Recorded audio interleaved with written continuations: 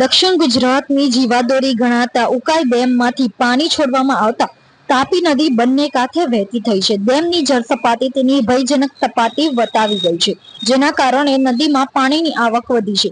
કોઝવેની સપાટી 60 મીટર હોવાથી અવરજવર માટે કોઝવે બંધ કરાયો છે.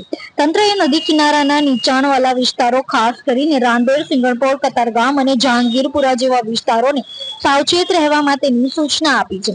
લોકોએ નદી કિનારે ન જવું અને ઢોર ઝાખણને સલામત સ્થળે ખસેડવા અપીલ કરવામાં આવી છે.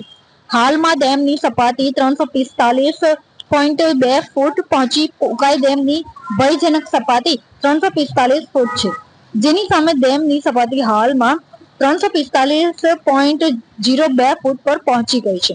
ડેમની સપાટી જાળવી રાખવા માટે ડેમમાંથી 46,418 ક્યુસેક પાણી તાપી નદીમાં છોડવામાં આવી રહ્યું છે. પાણીનો આ પ્રવાહ સીધો તાપી નદીમાં જઈ રહ્યો છે, જેના કારણે નદીનું જળસ્તર ઝડપથી વધી રહ્યું છે.